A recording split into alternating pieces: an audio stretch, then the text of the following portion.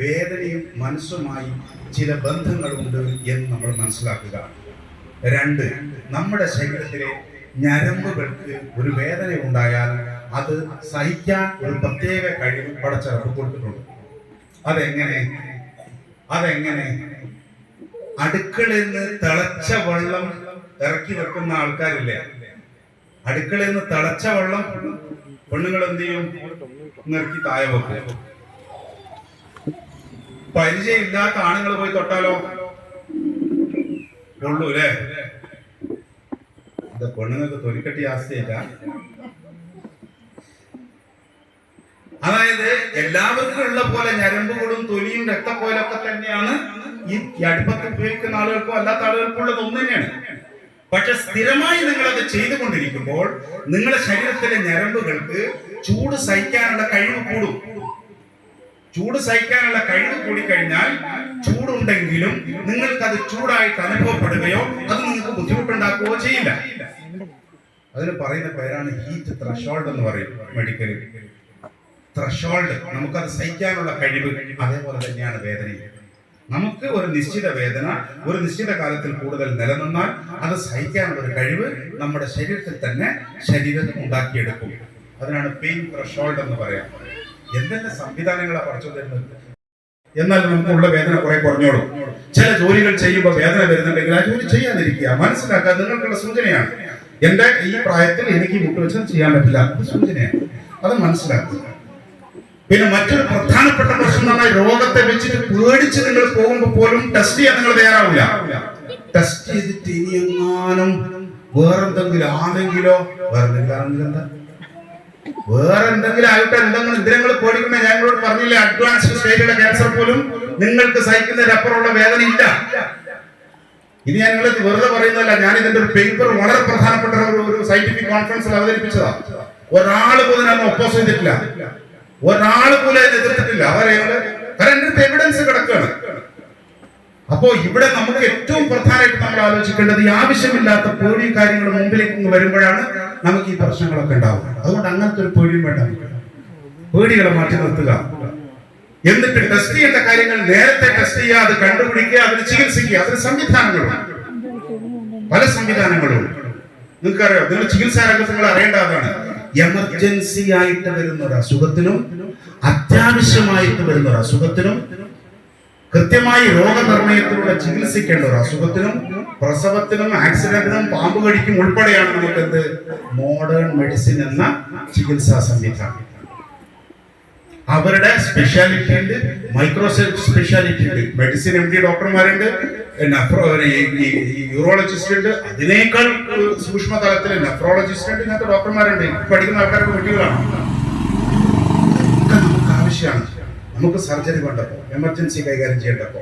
എന്നാൽ ഒരു ദിവസം കൊണ്ട് ഇത്തരത്തിൽ കണ്ടുപിടിച്ച് ചികിത്സിക്കേണ്ട രോഗമല്ല നിൽക്കുന്നിരിക്കട്ടെ. അതൊരു മുട്ടുവേദന, ഒരു മൈഗ്രെയിൻ തലവേദന, അല്ലെ അലർജി, ആസ്തമ, ഡിസ്ക് തകരാറ്, വെരിക്കോസിന്റെ ബുദ്ധിമുട്ട്, ഇത്തരത്തിലുള്ള പ്രശ്നങ്ങൾ അതൊക്കെ വരുന്നിരിക്കട്ടെ. നിങ്ങൾ മോഡേൺ മെഡിസിനിൽ പോയിട്ട് വലിയ കാര്യം ഉണ്ടാവില്ല. തൽക്കാലത്തേക്കുള്ള ആശ്വാസം മാത്രമേ നിങ്ങൾക്ക് തരാൻ പറ്റൂ. അവിടെ നിങ്ങൾക്ക് സമീപിക്കാനുള്ളതാണ് സമാന്തര വൈദ്യശാസ്ത്രം, ആയുർവേദം, ഹോമിയോപ്പതി, ഇത്തരത്തിലുള്ള ചൈനീസ് ചികിത്സകൾ. ഇതൊക്കെയാണെന്ന് പറഞ്ഞാൽ അത്തരത്തിലുള്ള ആളുകൾക്ക് സമീപിക്കാനുള്ളതാണ്. അപ്പൊ ഇതെല്ലാം നമ്മൾ മനസ്സിലാക്കുക. ഇപ്പൊ നിങ്ങൾ എന്റെ അടുത്ത് ഒരു അസുഖത്തിന് കാണിക്കാൻ വന്നു, ഞാൻ നിങ്ങൾക്ക് പനിക്കൊരാഴ്ച മെഡിസിൻ, പനിക്കൊരാഴ്ച കഴിഞ്ഞ് ഞാൻ ബ്ലഡ് ടെസ്റ്റ് ചെയ്തു. അതിന്റെ അകത്ത് കൗണ്ട് കൂടുതലാണെങ്കിൽ ഉടനെ ഞാൻ അടുത്ത ഡോക്ടറെ വിളിച്ചിട്ട് പറയും, നിങ്ങൾക്ക് കൗണ്ട് കൂടുതലാണെന്ന് ചെക്ക് ചെയ്യണം, ഞാൻ അങ്ങോട്ട് അയക്കുന്നു, റെഫറൻസ് ലെറ്റർ കൊടുത്ത് വിടും. നിങ്ങൾക്ക് പല ആളുകൾക്കും പരിചയമുള്ള മുകൾ തന്നെ ഇവിടെ ഉള്ളത്. ഇവരൊക്കെ ഞാൻ അങ്ങനെ ചെയ്തിട്ടുണ്ടാവാം. കാരണം അതിനുള്ളതാണ് ആ സ്പെഷ്യാലിറ്റി. ആർക്ക് എന്ത് ചെയ്യാൻ കഴിയുമെന്ന് മനസ്സിലാക്കി അതിനനുസരിച്ച് പോവുക. എല്ലാ വൈദ്യശാസ്ത്രവും മേൽമാണ്, കുറച്ച് നമുക്ക് തന്നിട്ടുള്ള അറിവാണ്. അതുകൊണ്ട് നമ്മൾ മനസ്സിലാക്കേണ്ടത്, നമുക്ക് പടച്ചത് പറഞ്ഞു കിട്ടുകയുള്ളൂ. നമുക്ക് പടച്ചോ തന്നിട്ടുള്ള ഏറ്റവും വലിയ ഹൈർ എന്ന് പറയുന്നത് ഇതൊക്കെ മനസ്സിലാക്കാനും കൈകാര്യം ചെയ്യാനും പറ്റുന്ന രീതിയിലാണ് നമ്മുടെ ശരീരത്തെ പ്രാപ്തമാക്കി തന്നിട്ടുള്ളത്. എന്നാൽ ഇതിൽ അതിനോടൊപ്പം ചില നിയമങ്ങൾ കൂടി നമുക്ക് പറഞ്ഞു തന്നിട്ടുണ്ട് ഇതിനെ നിലനിർത്താൻ. അതും നമ്മുടെ ഭാഗ്യമാണ് അല്ലേ. കുറെ നിയമം പറഞ്ഞു തന്നിട്ടുണ്ട്. ഭക്ഷണത്തിന്റെ കാര്യത്തിലായാലും ടെൻഷന്റെ കാര്യത്തിലായാലും ഒക്കെ ചില നിയമങ്ങൾ കൂടി നമുക്ക് പറഞ്ഞു തന്നിട്ടുണ്ട്. ഇത് നമ്മൾ പാലിക്കപ്പെടാതെ പോകുമ്പോഴാണ്, നിരന്തരമായി മറക്കുമ്പോഴാണ്, നിരന്തരമായി നമ്മൾ അതൊക്കെ മറന്നു പോകുമ്പോഴാണ് എന്ത് ചെയ്യുന്നത്, നമ്മൾ രോഗികളായി മാറുന്നത്. എന്നാലും ഇതൊക്കെ നമ്മൾ മറന്നു പോകുന്നു പഠിച്ചാൽ അറിയാം അല്ലേ? അപ്പോഴാണ് എന്ത് ചെയ്തത്, നിങ്ങൾക്ക് ഒരു മാസത്തെ സമയം തന്നു. സാരല്ല, ഈ പോയാൽ ഒരു കൊല്ലം തിന്ന് തീർത്തതെല്ലാം കൂടി എന്താക്കട്ടെ, ഒന്ന് ക്ലീൻ ആക്കട്ടെ എന്ന് കരുതിയിട്ട് ഒരു മാസം പ്രധാനുഷ്ഠാനം നോമ്പിനെ തന്നു. എന്തിനാ നോമ്പിന് സംഭവിക്കുന്നത്? ഇന്ന് രോഗി മരുന്ന് വാങ്ങാൻ വന്നപ്പോ ഡോക്ടറെ അടുത്ത ആഴ്ച നോമ്പല്ലേ, ഈ മരുന്ന് എങ്ങനെ ഇപ്പൊ 3 നേരം കഴിക്കാം? ഞാൻ പറഞ്ഞു തലപ്പം അങ്ങ് തരും. നോമ്പിന് 5 നേരം കഴിക്കാൻ നിങ്ങൾക്ക് സമയമുണ്ടല്ലോ, നോമ്പ് തുറക്കാൻ നേരം കഴിക്കാം അല്ലെ? നോമ്പ് തുറക്കാൻ നേരം കഴിക്കാൻ സമയമുണ്ട്. മഗ്‌രിബിന്റെ മുമ്പ് വേറെ, ഇശാ നിസ്കാരം കഴിഞ്ഞിട്ട് യഥാർത്ഥ ഭക്ഷണം, തറാവീഹ് നിസ്കാരം കഴിഞ്ഞിട്ട് ചീരക്കഞ്ഞി, പൊലച്ച കിണിച്ചിട്ട് ഒരു വിഷ്ടാന്നമായ ഒരു ഭക്ഷണം, സുബഹി ബാങ്കിന്റെ തൊട്ട് മുമ്പ് നീത്തപ്പഴവും കട്ടൻ ചായ. 6-7 നേരം തിന്ന് നമുക്ക് സമയമുണ്ട്. 3 നേരം മരുന്ന് കഴിക്കാന്ന് വെച്ചാൽ എന്തപ്പോഴാ കഴിക്കാൻ? ഞാൻ നോമ്പല്ലേ വരുന്നത്, മനസ്സിലായില്ലേ? ഇതിപ്പോ ആശുപത്രി തിരക്കാ, ഇനിയുള്ള ദിവസങ്ങളൊക്കെ തിരക്കാ. എന്താ തിരക്കുന്ന നിങ്ങൾ വിളിക്കുന്നവരൊക്കെ ഞാൻ ഫോൺ എടുക്കാൻ പ്രയാസപ്പെടുക. എന്താ നോമ്പ് വരില്ലേ, ഒരു മാസം ഒക്കെ തിന്നേണ്ട ടൈമല്ലേ? രാവിലെ വെച്ചിട്ട് പാരമ്പര്യം ഉണ്ടാക്കണം, 10 ചൂടണം അല്ലേ, എല്ലാം പണിയോ പണി. അപ്പോഴത്തേക്ക് എന്താക്കി, ഭാര്യ നമ്മൾ നേരെ നിർത്തണം, ഊരിയൊക്കെ ഒന്ന് റെഡിയാക്കിവിടി എന്ന് പറഞ്ഞിട്ട് ഒരു വരവാ, മുട്ടൊന്ന് റെഡിയാക്കിവിടി, ഊരങ്ങ് റെഡിയാക്കിവിടി. ഇതുവരെ റെഡിയായി ഇപ്പൊ ഒരു മാസം തിന്നേണ്ട കാര്യം ഓർത്താൻ നേരാണ് ഓളെ കൂട്ടി ആസ്പത്രിയൊക്കെ ഇറങ്ങിയത്. പിന്നെ തിരക്ക 5 ദിവസം കൊണ്ട് മൂപ്പര റീകണ്ടീഷൻ ചെയ്ത് ഇറക്കണം, നോമ്പിന് തിന്നാനുള്ള തിരക്കില്. ആടെ നമ്മളെ പ്രശ്നം. നിങ്ങളൊരു കൊല്ലം തിന്നോളി, പക്ഷെ റമദാനിന്റെ മാസം ദയവ് ചെയ്തിട്ട് ഇത്തിരിയെങ്കിലും നിങ്ങൾക്ക് നിങ്ങളുടെ ശരീരത്തോട് സ്നേഹമുണ്ടെങ്കിൽ, നിങ്ങളെ റമദാൻ മാസം ചെയ്യുന്നത് ഏറ്റവും വലിയ തെറ്റാ അത് എന്നുള്ളത് നമ്മുടെ ഭക്ഷണശീലമാണെന്ന് തിരിച്ചു പറയാൻ നമുക്ക് പറ്റാത്തത് ഏറ്റവും വലിയ അബദ്ധമാണ്. നിങ്ങൾ ദുനിയാവിൽ ഹലാലായ ഒരു സാധനം ഒഴിവാക്കണ്ട. ദുനിയാവിൽ നിങ്ങൾക്ക് ഹലാലായ ഒരു സാധനം നമ്മൾ ഒഴിവാക്കണ്ട, എല്ലാം കഴിച്ചോട്ടെ. പക്ഷെ എല്ലാത്തിനും നമുക്ക് എന്ത് വേണം, ഒരു ബോധ്യവും ഒരു കൺട്രോളും ആവശ്യമാണ്. നിങ്ങളെ പുറയില് മീൻ പൊരിച്ചതിൽ നിങ്ങൾ എത്ര കഷ്ണം കൂട്ടും? 1 കഷ്ണം കൂട്ടും അല്ലേ? ബീഫ് കറിയാന്നുണ്ടെങ്കിലോ ഒരു പ്ലേറ്റ് നിറച്ചടിക്കണ്ടേ ബീഫ്? അത് ഏർത്ത നിയമം എന്റെ ചോദ്യം. കോഴിയാണെന്നുണ്ടെങ്കിൽ അത് കാര്യമായിട്ട് വേണം. ഇപ്പോ വാട്ടർ ചിക്കൻ ഒന്നുമില്ല, ഇപ്പൊ ഹാഫാണ്. ഒരു പ്ലേറ്റ് ചിക്കൻ എന്ന് പറഞ്ഞാൽ ഹാഫ് മിനിമം, അതാണ് ഹോട്ടലിലെ സിസ്റ്റം അല്ലേ? നിങ്ങളൊരു മീൻ കഷ്ണം കൂട്ടും പോലെ ബീഫ് കൂട്ടിക്കോളി, ചിക്കൻ കൂട്ടിക്കോളി. ഈ ചിക്കനും ബീഫും വരുമ്പോഴത്തേക്കും മീൻ കൂട്ടും പോലെ കഷ്ണം കൂട്ടലൊന്നുമില്ല, അങ്ങ് അടിച്ച് മാറലാണ്. ആടെയാണ് നമ്മുടെ പ്രശ്നം. നിങ്ങൾക്ക് ഇഷ്ടമുള്ളത് കഴിക്കൂ, ഇഷ്ടമുള്ളത് ആവശ്യത്തിന് കഴിക്കൂ. അതിന്റെ കൂടെ പിന്നെയും കൊണ്ടിട്ട് എന്ത് ചെയ്യേണ്ട, അല്ലാ ഞാൻ ബിരിയാണി തിന്നില്ലാലോ, ഞാൻ എന്നോട് ചോറ് തിന്നില്ല, കോഴിയാ ഇഷ്ടം, കോഴി തിന്നോളി, കുറച്ച് പച്ചക്കറി തിന്നോളി. അതിന്റെ കൂട്ടത്തിൽ ചോറൊന്നും തിന്നില്ല, അതെണ്ണം ഒഴിവാക്കണം. നിങ്ങൾക്ക് ഇഷ്ടമുള്ള സാധനം കഴിച്ചോ, പ്രശ്നം തീർന്നില്ലേ? നമുക്ക് പ്രശ്നം നമ്മൾ കുറച്ച്, നിങ്ങൾ നല്ലൊരു ഒരു ഭക്ഷണം, വിശാലമായ ഒരു ഭക്ഷണം മുമ്പിൽ കിട്ടുകയാണ്, നല്ല നല്ല ഫുഡാണ്, അടിപൊളി ഫുഡാണ്, നിങ്ങൾ ഇഷ്ടത്തിനനുസരിച്ച് കഴിച്ചോ, ഒരു പ്രശ്നവുമില്ല. പക്ഷെ അടുത്ത ദിവസങ്ങളിൽ ആ ബോധ്യം നിങ്ങൾക്ക് ഉണ്ടാവണം. ഇന്നലെ ഞാൻ കുറച്ച് കൂടുതൽ കഴിച്ചു, അതെന്ത് ചെയ്യണോ, 2 ദിവസം കൊണ്ട് ഒന്ന് കൺട്രോൾ ആക്കണം, ഒന്ന് ചവിട്ടി പിടിക്കണം. അതങ്ങ് പോയിക്കോട്ടെ, നടത്തൊന്ന് സ്പീഡാക്കുക, എക്സസൈസ് ഒക്കെ ഒന്ന് കൂട്ടുക, പിറ്റേത്തെ ഭക്ഷണമൊക്കെ ഒന്ന് കുറയ്ക്കുക, വെള്ളം കുറച്ച് ധാരാളം കഴിക്കുക, അത് കവർ ചെയ്യാൻ പച്ചക്കറി കുറച്ച് കൂടുതൽ കഴിക്കുക. ഇങ്ങനെ ശ്രദ്ധിച്ചാൽ മതി. ഞാനൊരു കാര്യം പറയട്ടെ നിങ്ങളോട്, ഒരു ചെറിയ ഞാൻ നിങ്ങൾക്ക് പറഞ്ഞുതരാം, നിങ്ങൾ ശരിക്കും ശ്രദ്ധിച്ചോ. ഭക്ഷണം വർജിക്കുന്നതിലല്ല നിങ്ങൾ ശ്രദ്ധിക്കേണ്ടത്. പ്രത്യേകം ഞാൻ ഈ പറയുന്ന നിങ്ങളെ ശ്രദ്ധിക്കും, ഞാൻ അടിവരായിട്ട് പറയുന്ന കാര്യങ്ങൾ ശരിക്കും നിങ്ങൾ ശ്രദ്ധിക്കുക, ജീവിതത്തെ പകർത്തന്നെ വേണം. ഭക്ഷണം വർജിക്കുന്നതിലല്ല നിങ്ങൾ ശ്രദ്ധിക്കേണ്ടത്, ഭക്ഷണം കഴിക്കുന്നതിനാണ് നിങ്ങൾ ശ്രദ്ധിക്കേണ്ടത്. നിങ്ങൾ എന്ത് ഭക്ഷണം കഴിക്കുന്നു എന്നതാണ് നിങ്ങൾ ശ്രദ്ധിക്കേണ്ടത്. എന്ത് നിങ്ങൾ ഒഴിവാക്കണം എന്നുള്ളതിനേക്കാൾ പ്രധാനം നിങ്ങൾ എന്ത് കഴിക്കുന്നു എന്നുള്ളത് നിങ്ങൾ ശ്രദ്ധിക്കണം. ഇപ്പൊ ബഹ്റൈനിൽ ക്ലാസ് എടുത്തുകൊണ്ടിരിക്കുമ്പോ സദസ്സില് ഒരു 1400 ആൾക്കാരുണ്ട്. ഒരു 62 വയസ്സുള്ള ഒരാൾ എണീറ്റെന്ന് വെച്ചു, ഡോക്ടറെ കഴിക്കേണ്ടാത്ത ഭക്ഷണം എന്തൊക്കെയാണ്? ഞാൻ പറഞ്ഞു, നിങ്ങൾ വേറെ ആളെ നോക്കുക, 63 കൊല്ലം ലോകത്ത് ജീവിച്ചിട്ട് കഴിക്കേണ്ടത് എന്താ, കഴിക്കേണ്ടാത്തത് എന്താ നിങ്ങൾക്ക് അറിഞ്ഞൂടെ? പിന്നെ ഇതെന്തിനാ ചോദിക്കുന്ന, അതൊരു കിണ്ണാൻ അത് വേണ്ട. നമുക്കറിയാം എന്താ വേണ്ട, എന്താ കഴിക്കേണ്ടാത്ത, എത്ര കഴിക്കണം, എത്ര നമുക്കറിയാതെ നമ്മളങ്ങ് ചെയ്താൽ മതി, വേറെ പ്രശ്നമൊന്നുമില്ല അല്ലേ? നമുക്കറിയാതെ നമ്മളങ്ങ് ചെയ്താൽ മതി, വേറെ പ്രശ്നമൊന്നുമില്ല.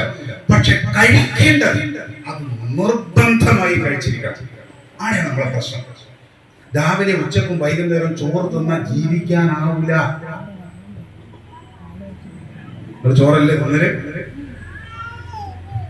ചോറല്ല തിന്നിട്ടെന്ന് പറഞ്ഞാൽ അതും പ്രശ്നമല്ലേ.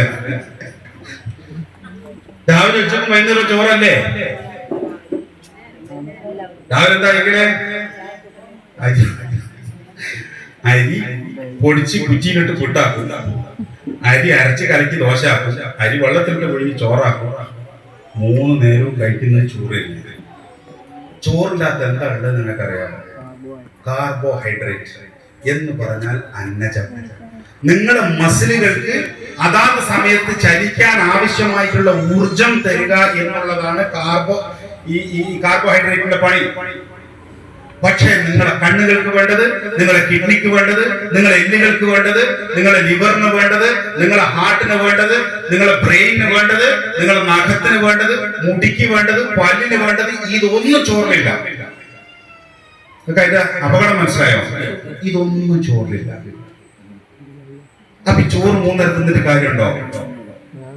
അപ്പൊ അതുകൊണ്ട് ചെറിയൊരു കാര്യങ്ങൾ ശ്രദ്ധിക്കും. നിങ്ങൾ ചോറ് തിന്നണ്ടെന്നല്ല കേട്ടോ ഞാൻ പറഞ്ഞത്. ചോറ് തിന്നണം.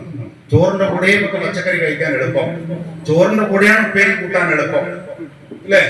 ഇപ്പൊ കീറ്റോ ഡയറ്റ് എന്ന് കുറെ ആൾക്കാർ ഇറങ്ങിയിട്ട് വെറും ഇറച്ചി നിന്ന് ജീവിക്കുകയാണ്, അടക്കം വീട്ടും.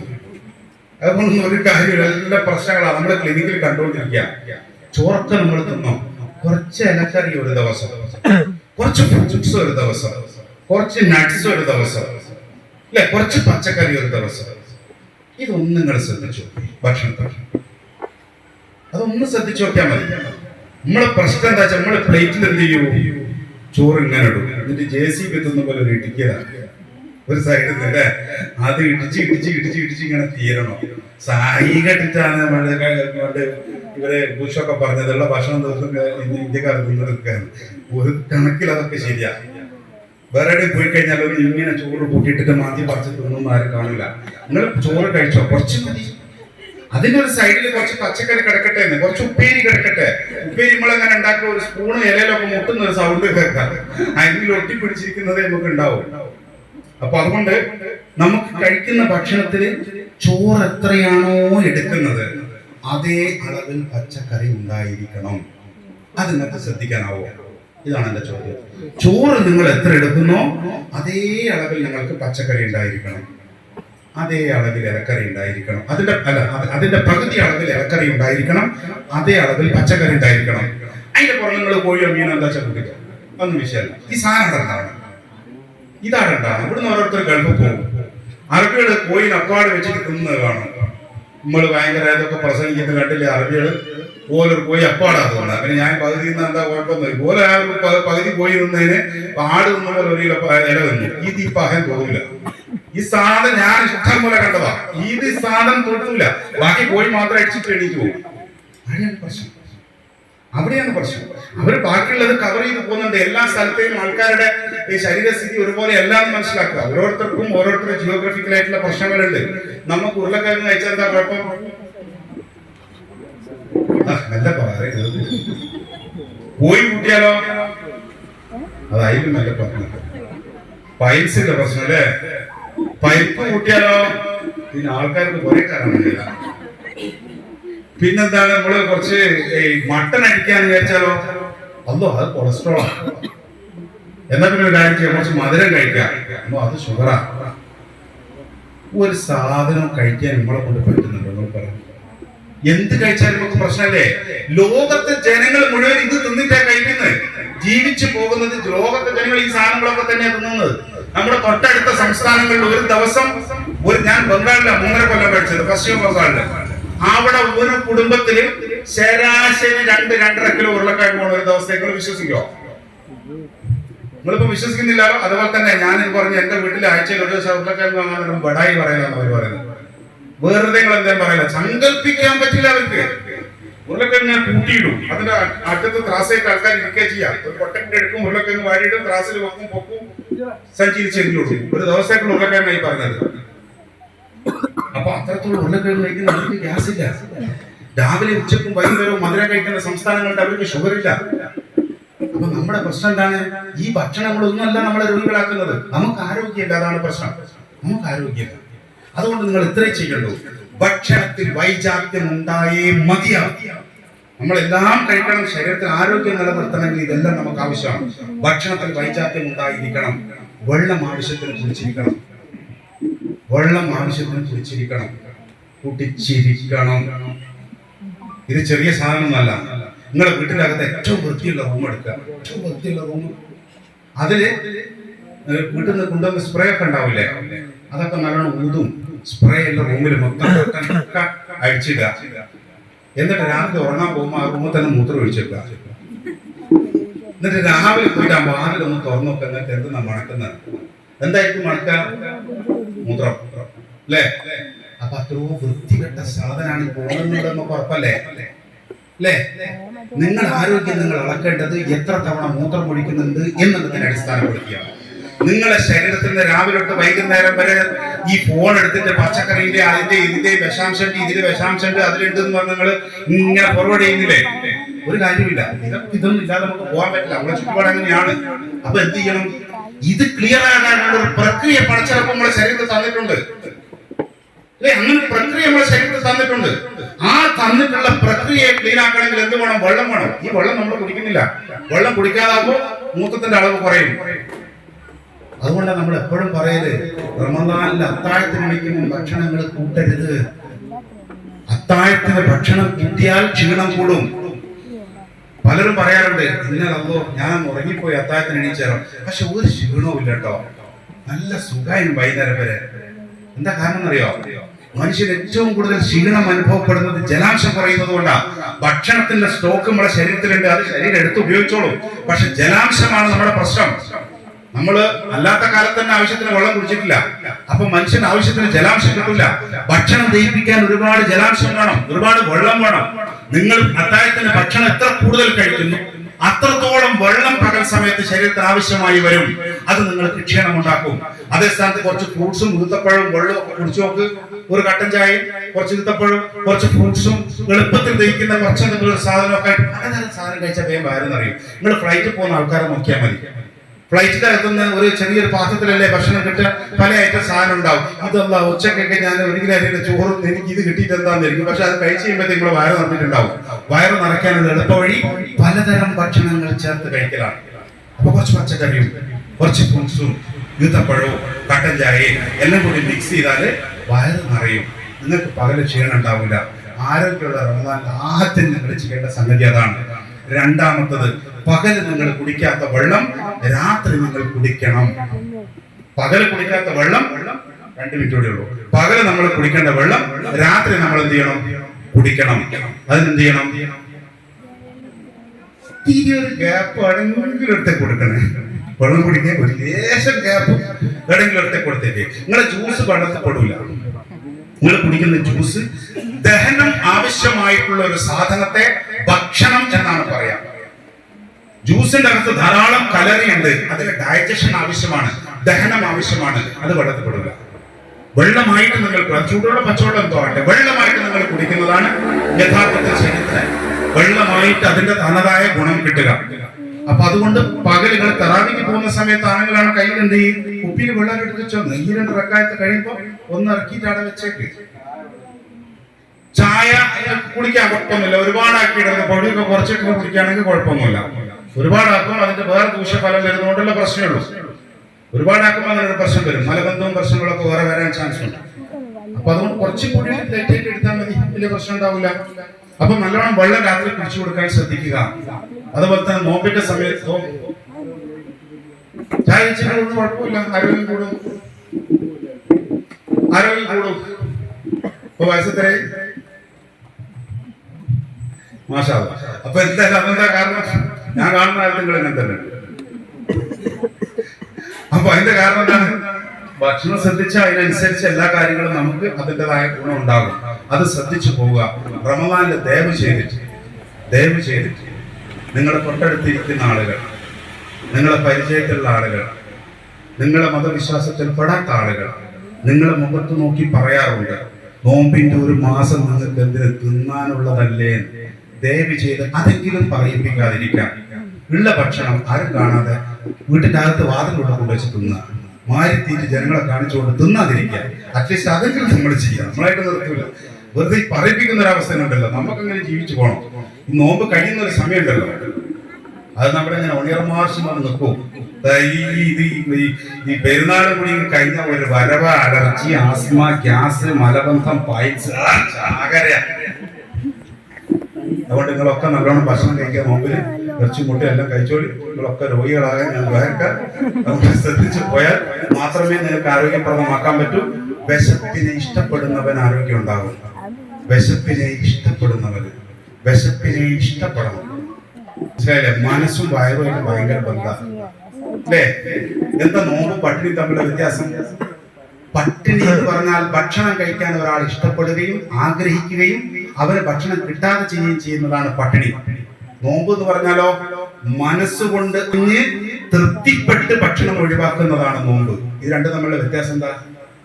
ചില ആൾക്കാരുണ്ട് ഡോക്ടർ പറഞ്ഞാൽ നോമ്പെടുക്കണ്ടല്ലോ. ഇപ്പൊ ഡോക്ടറെ കാണിക്കാൻ പോകും വേറെ എരിച്ചിലുണ്ട്, ഗ്യാസ് ഉണ്ട്, ഭക്ഷണ സമയം തെറ്റരുതെന്ന് പറയും. റമദാന്റെ മുമ്പ് പോയിട്ട് അങ്ങനെ ഒരു ഉപദേശം കിട്ടിയാൽ നോമ്പ് ഒഴിവാക്കാലോ. റമദാൻ വരുന്ന ഡോക്ടർ പറയുക നോമ്പെടുത്തോളൂ കുഴപ്പമില്ല. അതെന്ത് മറ്റടുത്ത വർത്താനം ഡോക്ടറെ? ഇതുവരെ നിങ്ങള് ഭക്ഷണ സമയം തെറ്റുന്ന ഒരു ആവശ്യം വന്നപ്പോ കാലുമാറുക. എന്തത് രണ്ടും തമ്മിലുള്ള വ്യത്യാസം അറിയോ? മനസ്സുകൊണ്ട് നിങ്ങൾ നിയത്താക്കുമ്പോ, തീരുമാനിച്ചുറപ്പിക്കുമ്പോ തലച്ചോറിന് നിർദ്ദേശം ശരീരത്തിലേക്ക് പോകും. പിന്നെ ദഹനരസം ഉത്പാദിപ്പിക്കില്ല വയറ്റിൽ.